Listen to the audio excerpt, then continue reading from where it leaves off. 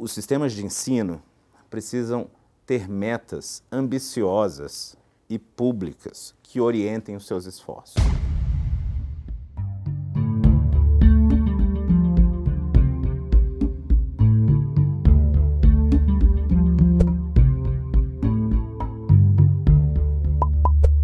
Olá, meu nome é Ana Paula Morales e hoje o Canal 1 Brasil conversa com o João Marcelo Borges, que é especialista em educação e chefe de projetos do Banco Interamericano de Desenvolvimento, o BID. João, os investimentos em educação no Brasil têm crescido nos últimos anos, mas a última pesquisa da OCDE, a Education at a Glance, mostra que esse investimento per capita no Brasil, ou por estudante, ainda é bem inferior em relação à média dos países da OCDE. Eu queria que você discutisse um pouco a questão do investimento no Brasil em educação. É um problema quantitativo ou qualitativo?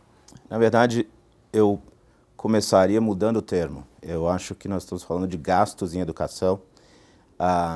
Os gastos em educação no Brasil, de fato, em proporção do PIB, aumentaram na última década. Mas esses gastos não necessariamente são gastos, são investimentos. Muitos deles são gastos de custeio. E quando a gente fala e pega essa pesquisa da OCDE, por exemplo, ela olha toda a educação. E o que acontece é, quando nós distribuímos os gastos em educação entre ensino superior e educação básica, nós vemos a enorme distorção no Brasil. Há muito gasto no ensino superior, sobretudo no nível federal, que tem a maior parte das universidades, né? Mas a educação básica revela esse cenário que você disse. Apesar de, na média, em proporção do PIB, nós estarmos próximos da média da OCDE, o gasto na educação básica é menos da metade. A gente não precisa chegar no valor da OCDE. Há alguns estudos que mostram que, a partir de alguns patamares que são abaixo da média da OCDE, de gasto per capita na educação básica, aumentar mais o gasto não faz muita diferença, em termos de qualidade ou resultados educacionais. Mas no caso do Brasil, nós temos problemas de variadas ordens. Primeiro, na priorização do gasto, a gente quer gastar mais em ensino superior ou a gente quer gastar mais em educação básica? Ensino superior é um número, um quantitativo de alunos muito inferior aos mais de 37 milhões de alunos que estão na educação básica. Isso é uma coisa. A outra é como a gente quer gastar. A partir de quais tributos a gente vai coletar os recursos para fazer isso. E isso tem a ver com a destinação do dinheiro. Se a gente quer mais investimento, se a gente quer mais custeio. A gente quer mais gasto administrativo, a gente quer salários melhores para professores. Então, no fim, é tanto um problema quantitativo como um problema qualitativo, mas principalmente é uma questão de priorização da sociedade brasileira e do governo brasileiro sobre onde investir. Você acha que o Fundeb ele deve ser ampliado ou a gente tem que ter outros mecanismos de financiamento da educação no país? Eu acho que a gente, assim, na verdade, para a educação básica, né, o Fundeb é o principal mecanismo, mas já não é o único, né? Você tem os outros programas federais, tem programas estaduais, para além do Fundeb. Há uma comissão na Câmara dos Deputados nesse momento, discutindo uma nova PEC para o Fundeb, que expira em 2020. O próprio BID, junto com Todos pela Educação, está promovendo um estudo. Nós juntamos um comitê de especialistas que vai, no ano que vem, entregar à sociedade brasileira recomendações para a revisão do Fundeb. Então, a nosso juízo, o Fundeb precisa, ser reconfirmado, quer dizer, ser mantido na Constituição, né? O Fundef e o Fundeb são emendas constitucionais, depois regulamentadas por lei, mas são emendas constitucionais. Então, a nosso juízo, ele precisa ser reconfirmado na Constituição, precisa mudar os mecanismos de vinculação de receitas de acordo com os indicadores socioeconômicos dos alunos e das escolas, então mudar um pouco as ponderações internas do Fundeb, mas o país vai precisar, sim, certamente discutir novos mecanismos de financiamento que podem passar por alterações na cesta de tributos vinculados ao Fundeb, da onde vêm os recursos que são alocados aos fundos que compõem o Fundeb, mas também porque é onde nós vamos gastar esses recursos. De novo, voltando a só um dos elementos, o gasto com pessoal, é óbvio, né? A educação é uma política, um serviço basicamente intensivo em capital humano, né? O ator mais importante do processo educativo, do ponto de vista da oferta, é o professor. E os salários, quando tomados no seu conjunto, representam a maior parte do gasto. No entanto, quando a gente vai olhar o salário individual dos professores, ele ainda é muito menor do que a média da OCDE também. Então, na prática, se a gente quisesse gastos relativos ao OCDE, salários relativos ao OCDE, a gente está onde a gente deveria estar. O nosso salário é menos da metade da OCDE, o nosso gasto é menos da metade da OCDE, o nosso rendimento é menos da metade da OCDE. Não que essas coisas tenham uma relação direta, mas esperar mais com insumos menores para o cômputo geral do país é um pouco ilusório. A educação no Brasil, ela é regulamentada pelo governo federal, né? Mas ela é oferecida pelos sistemas federal, estaduais, municipais, né? O próprio PNE fala da articulação entre as esferas governamentais para melhorar os indicadores da educação e, inclusive, para a formação de professores. Queria saber, você acha que é possível essa articulação? Eu acho que ela é possível, eu até acho mais. A Constituição brasileira é claríssima em impor a todos os entes da federação que trabalham em conjunto. O artigo 211 da Constituição diz a União, os estados, o Distrito Federal e os municípios organizarão em regime de colaboração. Ela não diz poderão organizar, ela determina, estabelece e obriga que isso se dê de forma colaborativa. O que acontece, como você bem disse ao citar o PNE, é que inúmeras normativas posteriores à Constituição não conseguiram regulamentar como se dá essa colaboração. Então, nós ficamos à mercê de momentos e iniciativas, muitas vezes episódicas, de regulamentação da colaboração federativa, mas isso é essencial. O Constituinte estava correto ao dizer que precisamos atuar assim, porque a educação, de fato, é cumulativa.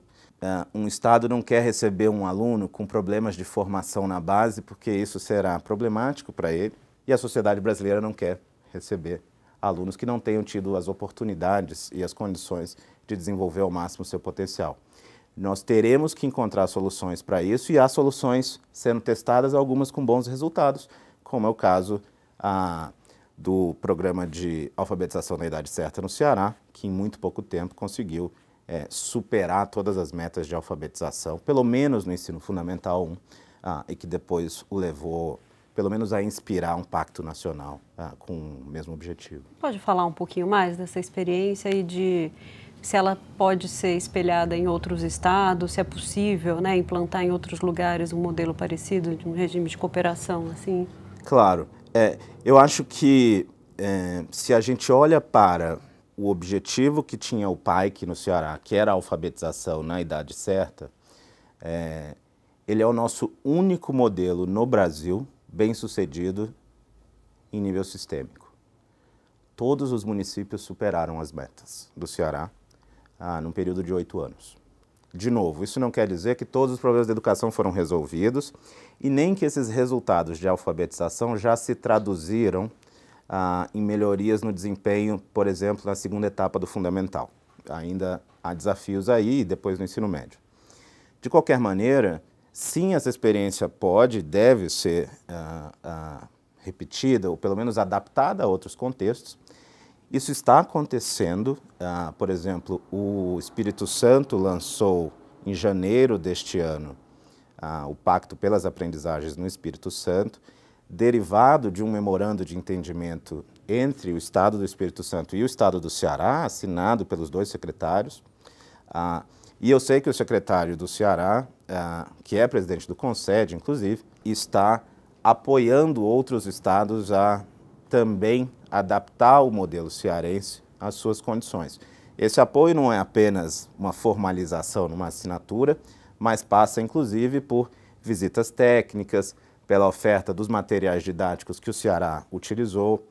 Então, sim, nós precisamos aprender do Ceará. O Instituto Natura comissionou uma pesquisa no passado que mostra as razões de sucesso do Ceará e acho que precisamos multiplicar esses exemplos. A gente tem outros exemplos em outros estados, países americanos, de projetos em colaboração? Em termos da complexidade e da unicidade ou da peculiaridade da Federação Brasileira, não, porque nós temos uma federação única no sentido de que ela concedeu aos municípios a condição de ente da federação, né? Isso muito em função do poder do município de São Paulo, da cidade de São Paulo, durante a Assembleia Constituinte.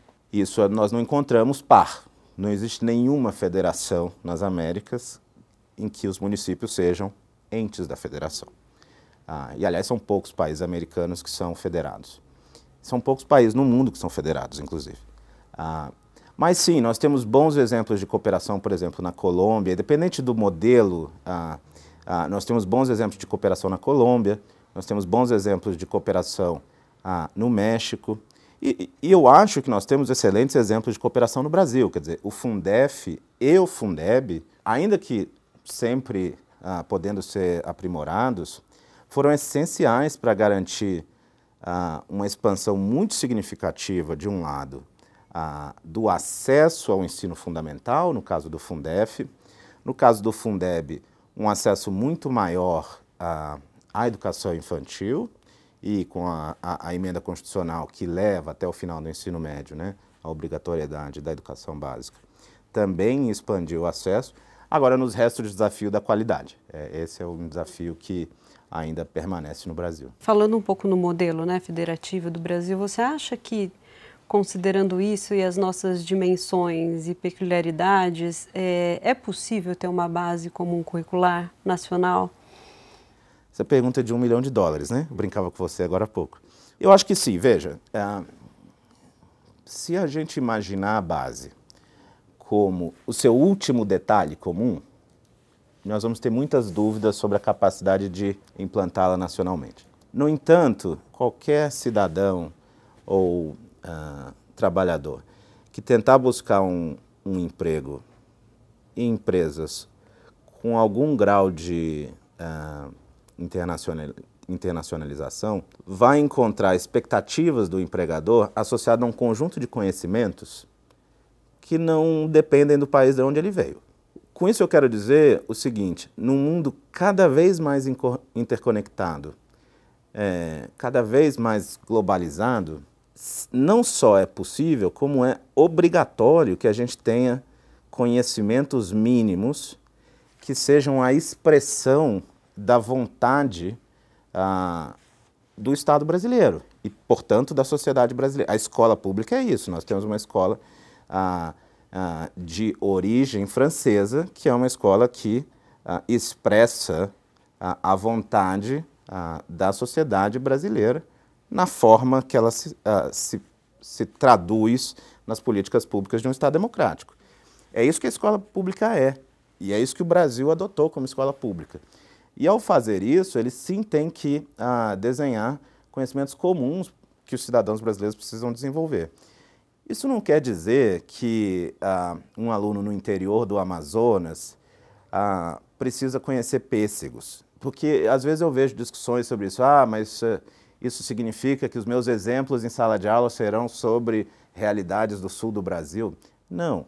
A base é um conjunto aprimorado, a grande diferença é a obrigatoriedade, atualizado de competências, não, de habilidades e conhecimentos que precisam ser desenvolvidos, mas que serão traduzidos para a cor local. E como ela será implantada e qual será a pedagogia da sua aplicação, continuará na mão dos diversos sistemas de ensino em nível estadual e municipal que a gente tem país afora. Não só eu acho que é possível, mas mais do que ser possível, eu acho que é necessário. Nos Estados Unidos, a base não foi totalmente implementada, né? Curricular comum. Você acha que a gente corre esse risco aqui também? Certamente, certamente. No Brasil, a Constituição brasileira não foi integralmente implementada. E assim são as leis. As leis não criam automaticamente a realidade que elas desejam expressar, né? As leis buscam orientar a conduta, organizar os esforços públicos, privados, das famílias, dos indivíduos e sancionar ou incentivar comportamentos. Os Estados Unidos são uma federação difícil também de comparar com o Brasil, porque ali você tem uma federação extremamente descentralizada e com muito menor dependência dos estados e dos condados em relação ao governo federal.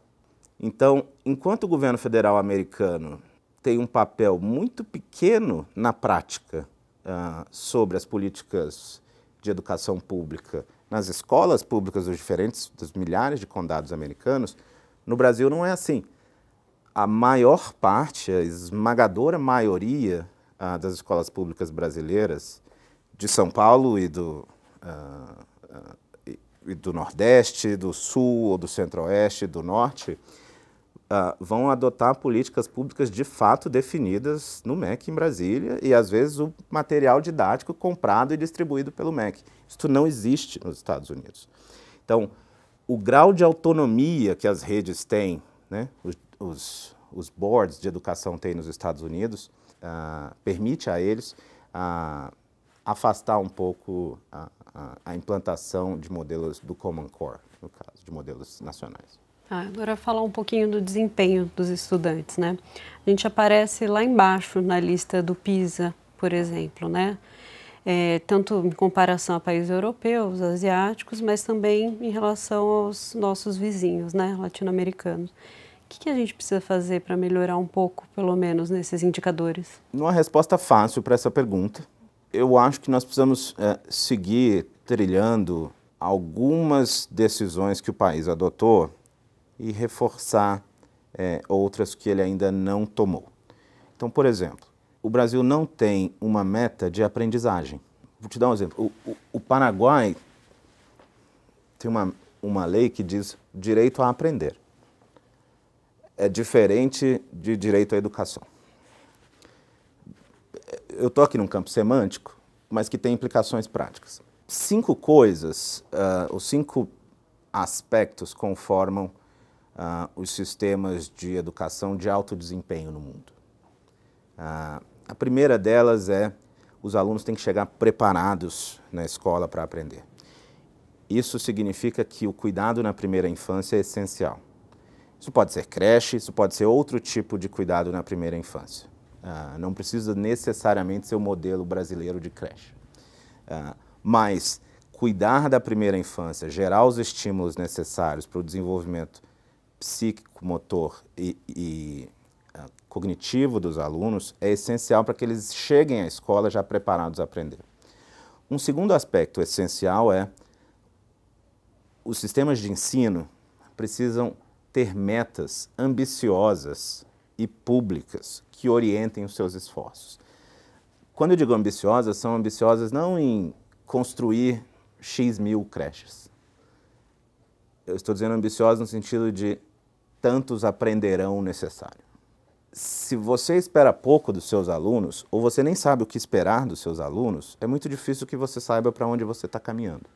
Então, ter metas claras e ambiciosas de aprendizagem, de qualidade e de equidade para lidar com as diferenças iniciais de oportunidades é essencial. Um terceiro elemento muito importante tem a ver com a qualidade dos professores.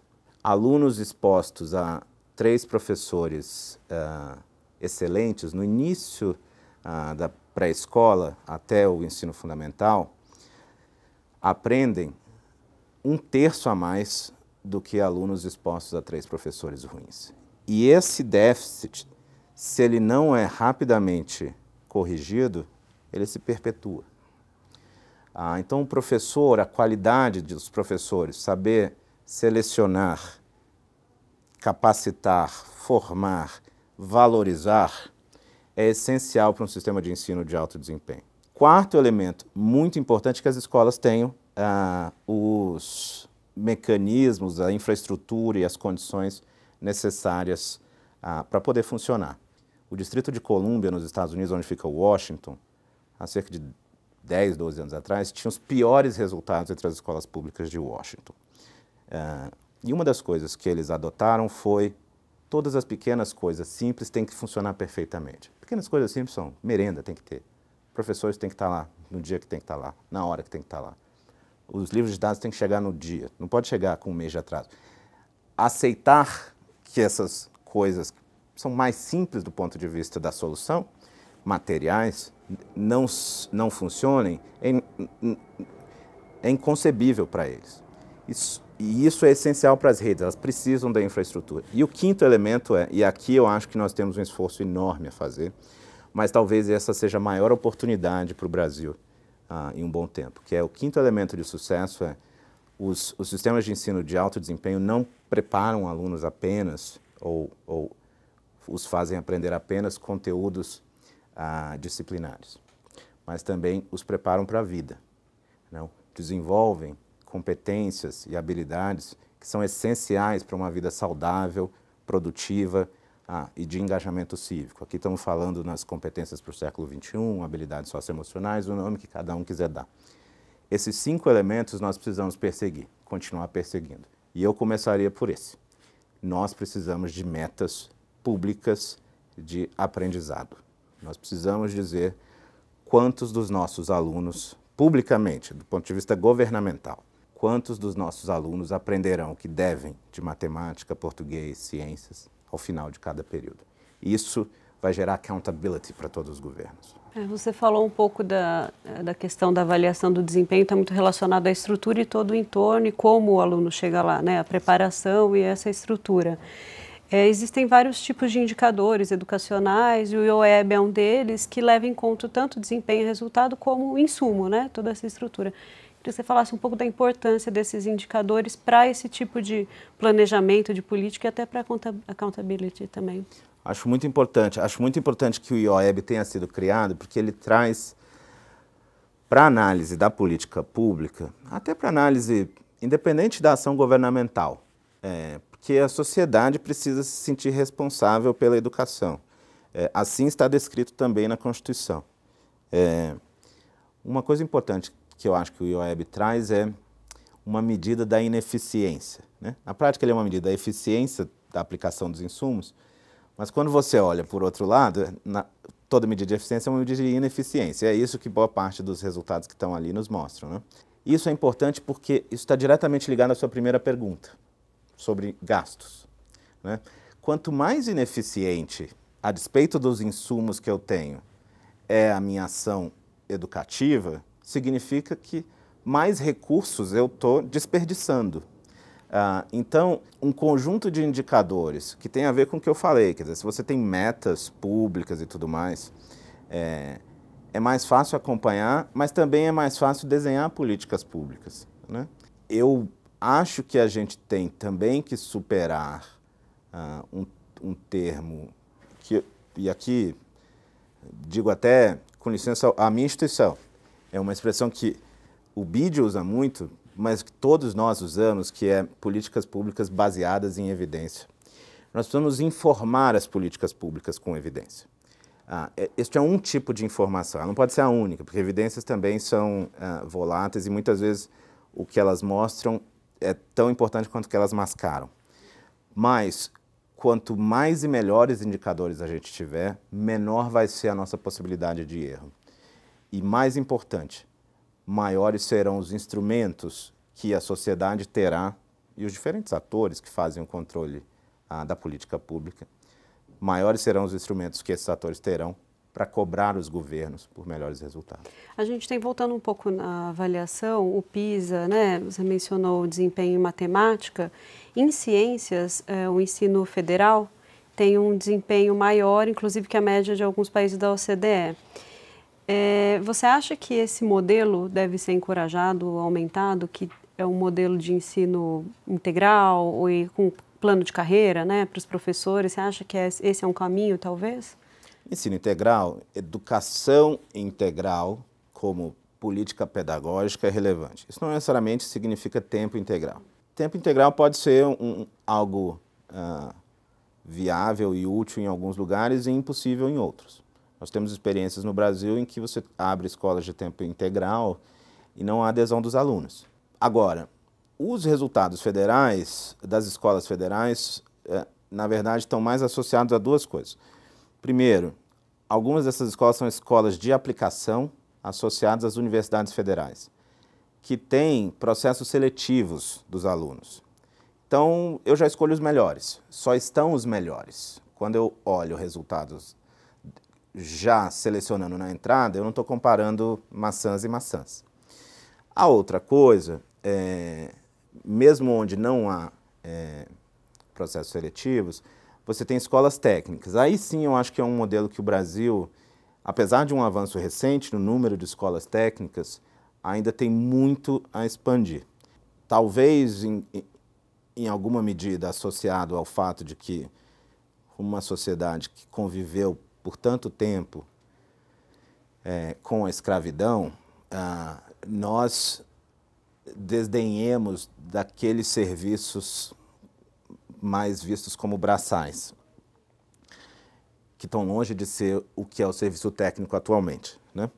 Mas, por muito tempo, a sociedade brasileira e o governo brasileiro viu o ensino técnico como algo menor, de menor importância.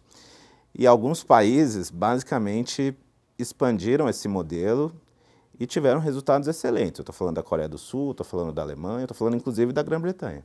Cada um deles está enfrentando diferentes desafios hoje, em relação aos seus modelos de ensino técnico e no ensino secundário, no ensino médio.